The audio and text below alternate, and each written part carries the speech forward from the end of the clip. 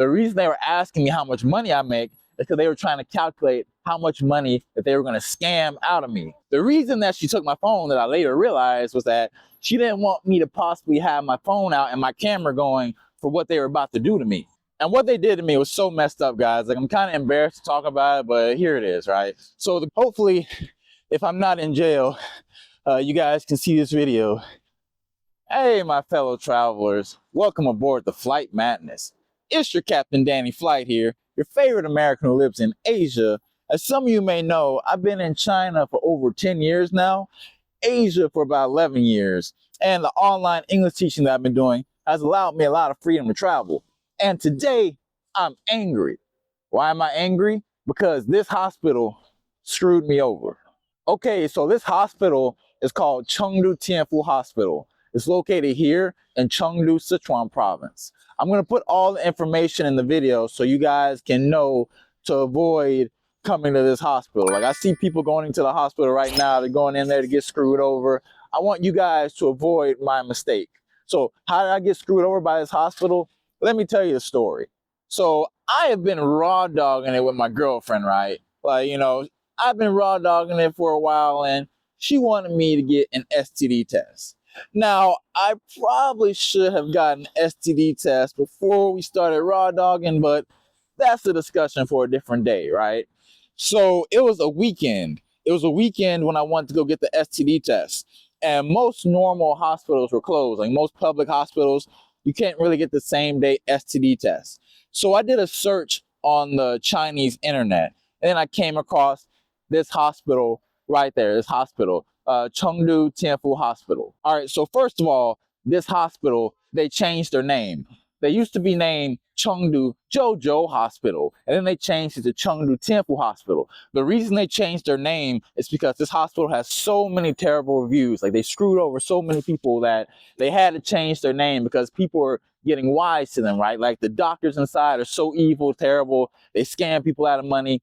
So they changed their name, right? So I'm going to put both names in this video so that people can know. Like, I hope this video goes viral so that this hospital, you know, they paid for what they did. They paid for what they did. But yeah, they used to be named Chengdu Jiu Zhou Hospital, which stands for like Chinese dynasties or something, which is a terrible name for a hospital that screws people over, like Chinese dynasties. Like, you know, you don't want those kind of associations with Chinese dynasties. But anyway, yeah, that's the name of the hospital. So anyway, I came to this hospital for an STD test. And guys, let me tell you, STD tests in China are really terrible. Like, I hate to get too explicit, but I feel like I gotta describe it just so you guys know how uncomfortable and painful it is. So in China, they, you know, in a normal country, like a normal, like non-communist country, to get an STD test, like, you know, you just gotta like piss in a cup, maybe they take your blood, and that's it. But in China, it's like way more uncomfortable. Like, they take a little metal stick. Like, I've been to different hospitals in China, and they all do it the same way. They take like a little metal rod, and they open up the front of your, right? They open up the inside, and they stick the metal rod in there. They stick the metal rod in there, and then, you know, because it's a very ineffective method. Like, this is a very ineffective method of doing an STD test.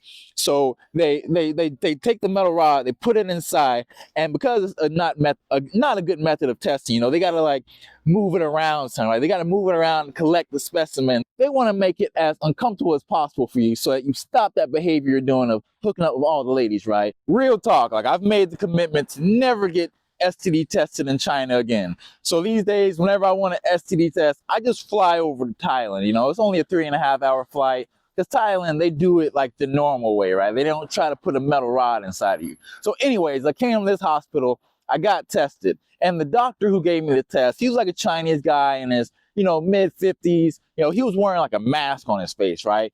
And I think the reason he was wearing a mask is so he could like hide the evil look on his face, because he knows he's about to screw me over, right? So I do the STD test, and then I go home, and the hospital contacts me. The hospital contacts me, and they say, hey, we see some kind of weird stuff in your specimen. We're going to need you to come back and like do some more tests. And for me, I've never been scammed by a hospital before. Like, this was my first time getting scammed. So I didn't really think I wasn't like suspecting or suspicious at all. I was like, okay, you guys want me to come back and do some more tests? Sure. So I came back to continue doing tests, and they took me to a different floor of the hospital. the second floor. And here's where things start getting strange, right? So I'm on the second floor and I have different doctors seeing me who are running tests. And you know, I'm used to like Chinese people asking me kind of strange, weird questions because, you know, like a lot of Chinese people, they don't realize how weird the stuff is that they say to foreigners. So for me, I kind of brushed it aside. But here's what was happening. I saw 2 or 3 different doctors on the second floor. And what they did was like they were asking me about my job, and you know, asking about a job, that's kind of normal conversation, right? I wasn't really thinking really too much of it. Like, okay, they're just asking me about my job. I told them I'm a professor at the top university in Sichuan province, just normal stuff. And then here's the thing, here's what they asked me. They asked me, hey, how much money do you make? I had 2 or 3 different doctors ask me that question. So for me, like, it didn't really register. Like I told you, like Chinese people, they usually ask kind of weird questions sometimes. So I kind of just brushed it aside. Like I didn't answer their question. I kind of just, you know, just like, not that much, you know, it's just okay. But yeah, like they were kind of, I didn't realize it at the time until I reflected back. The reason they were asking me how much money I make is because they were trying to calculate how much money that they were going to scam out of me. After I run the test, then a girl, she takes me into a room. She takes me into a room and like, she says like, hey, our tests show you have some kind of infection in your dangling. And then she has this like big picture on the wall of like the internal of like a person's body and like their, you know, their junk. And she's like pointing at the wall saying like, hey, you got an infection right here. And that's how I know like she's a professional, right? Like they got it right there on the wall. I'm sure that they've run this scam so many times before. Like there's so many, I'm not the only one who's gotten scammed by this, right? And she says like, yeah, like in order for us to fix this infection that you got, you know, we can provide a treatment for you. And like she tells me I'm like, okay, like a treatment, like yeah, like I want to, I'm feeling grateful, right? I'm feeling grateful that I found a hospital that is pointing out like, hey, you got like an infection, man, like we can help you solve this. I'm thinking, oh yeah, great, thank you so much. And she tells me the price, and the price isn't too bad. It's a little bit higher than like normal like Chinese medicine. Like the medicine in China is not expensive at all. So like, but this treatment here, it was like significantly more expensive than what you might normally pay in China for medicine. But I'm like, okay, like, you know, you say like, if I do this treatment, will it fix my infection? And she's like, yeah, like, you know, we can do it right today. We can do it right now. Can you pay right now? I'm like, okay, sure. Yeah, I can pay right now. Yeah, let's do this. So I paid the fee, and then I went into a room and I took my clothes off, right? They had an apron for me. I took my clothes off. And then the assistant girl comes back into the room. I got my phone in my hand right now. I'm texting my friends. I'm telling them about the treatment I'm about to do. And then the girl, she said, hey, you can't be playing with your phone. Like, you give me that phone. She takes my phone and she puts it on a table on the opposite side of the room. So in my mind, I'm like, okay, like, you know, it's a hospital. They probably don't want me filming in there, the camera all in the doctor's face. I'm like, okay, like, all right, I'm just, hey, take my phone. It doesn't matter. It didn't register in my mind. The reason that she took my phone that I later realized was that she didn't want me to possibly have my phone out and my camera going for what they were about to do to me. Okay, and guys, what they did to me was so terrible. Like, I'm kind of embarrassed to talk about it, but here it is, right? So the girl, the assistant girl, she comes back in with a machine that's connected to tubes. And what she does is she places the tube like right inside like right up inside there. Now, you guys might be shocked to hear this. But I've never had anything placed inside before. Like, I know something, this might be shocking for some of you guys, right? You guys probably don't even believe me. You guys think Danny's lying. He probably has stuff shoved up in there all the time. But I'm serious, guys. Like, I've never had anything placed inside my rectum before. So this was like a new, very uncomfortable experience for me. And the machine, it shoots some kind of like purple gunk up my... It was not a comfortable experience. And in retrospect, I feel like kind of an idiot because, okay, if I have an infection in my front side, like, why are you shoving stuff in my...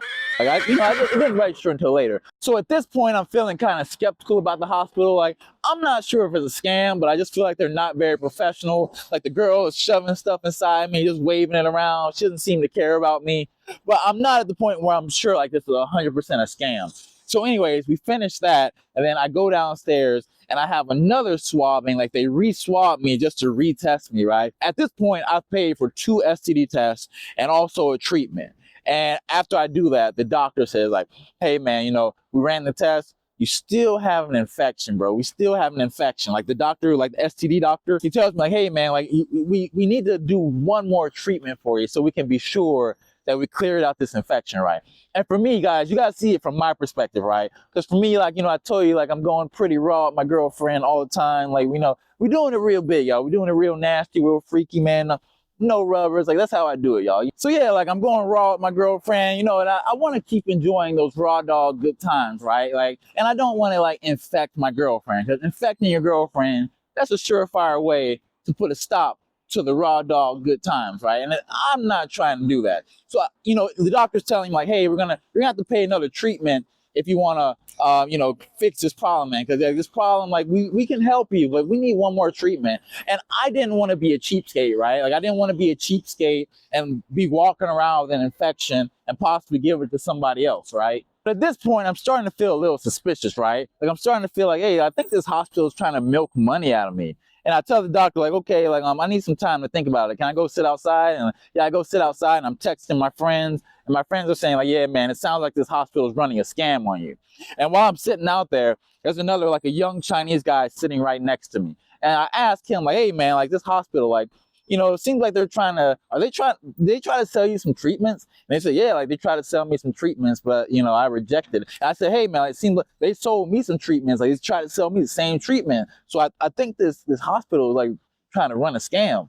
And that's when I figured everything out, right? Like, I figured out that everything was a lie. Like, this hospital, they were running a scam on me. Like, they said I had an infection. I didn't have that. They said their treatment could help me. The treatment was complete garbage. They were asking me questions about my salary. They're trying to milk as much money out of me as possible. Like, this hospital is completely garbage. The doctors are evil people. So anyways, I made friends with that Chinese guy, and he was one of the Chinese guys who helped me get my money back from this hospital. And that night, like, when I was leaving the hospital, I saw another foreigner go in there. So I went up and talked to him. Like, at this point, I hadn't got my money back yet. I was still kind of suspicious. And I asked him, like, hey, man, like, this hospital, like, are they a good hospital? And he said, yeah, man, you know, I've been here a few times. They're pretty okay. And I asked him, like, hey, have they tried to sell you some kind of treatments? Or they try to, like, say some kind of STD treatments? And he's like, yeah, like, they always try to sell me some stuff. But, you know, I always tell them no. And apparently this guy is a lot smarter than me, right? Because for me, I just got scammed. I'm not, I maybe come from, like, America, and I feel like, you know, maybe us Americans got more faith in the hospital. Like, maybe some of you guys disagree, but I've never gotten massively scammed by a hospital before. So, like, you know, in America, like, this would be lawsuit, right? Like, I'd be stacking up millions right now if a hospital in America did this to me. But in China, you know, they can get away with this kind of stuff. So anyways, the story basically ends with me coming up there with some Chinese guys and threatening to sue the hospital for what they did to me. And we ended up talking to, like, the head financial guy of this hospital, right? And after it's revealed that I'm like, one of the teachers at the top university in this part of China, that's when they, like, get scared, and then they decide to give me my money back, right? Because they're afraid of the bad publicity that I'm going to give them, like the bad publicity that I'm giving them right now, right? Because, you know, screw this hospital, you know, everybody inside of there, et cetera, et cetera. And when I was back in the hospital, I saw, like, the original doctor, the one who did the STD test on me. And I saw, like, the look on his face, right? He had such, like, you know, the kind of look on a person's face, like, when they know they got caught doing something bad and they're not remorseful at all. It was like one of the most disgusting looks on a person's face I've ever seen in my life. I'm never gonna forget it. And like the assistant girl who stuck all those tubes inside of me, like, she was like, when I walked past her, like, she was looking down, like, trying to avoid eye contact, man. Like, the people in this hospital are terrible people. Like, they're really super evil. I hope nobody else gets scammed from this hospital. But yeah, guys, this is what happens when you go to a hospital that's like, they only care about profit. They don't care about taking care of people. You get scammed like this really hard. I kind of want to go inside and do a sneak cam footage thing just to, like, show you guys the inside. But honestly, the outside of the building is enough. Like, you just see here, Chinese people, if you see this, you know, make this go viral on the Chinese internet, like, spread it all around, like, you know, TikTok. So this hospital, like, people need to completely avoid this hospital. Okay, so first off, yeah, a ton of hospitals in China are bad, but they do have really good hospitals here, guys. So for example, they have, like, a really top, high-ranked public hospital called Huaxi Hospital that's in the city. It's one of the top-ranked hospitals in the world. I can vouch for that one, right? I went there. I actually had hernia surgery there. I had, like, real, like, serious surgery there, and it only cost me $2,000. And they have, like, the top doctors in China. So, like, you know, you can get pretty good healthcare in China for a really good price. Like, and the price of, like, a top hospital in China is super low. Like, it's really cheap compared to America. So you can come over here to China and get some really good service, some really good treatment for a really great price. So yeah, guys, China does have good hospitals, but not this one. Like, you know, this one here is terrible. The doctor's terrible. Everyone's evil. They should not give a medical license to the people who work at this hospital. Like, everyone there should be stripped of their license. But yeah, I just want to make this video. I'm going to the good hospital, Huaxi, tomorrow. So maybe I can make some content there and show you guys, you know, the inside of a good hospital. But this one right here, just completely avoid it. Chinese people in Chengdu, if you come to Chengdu, if you travel to Chengdu, avoid Chengdu Tianfu Hospital. And yeah, that's all I wanted to say today. So I hope you guys, you know, have a good day, and hopefully you don't get screwed over by any hospitals or get scammed at all. Hopefully you don't get scammed. Hopefully you're not scamming anybody.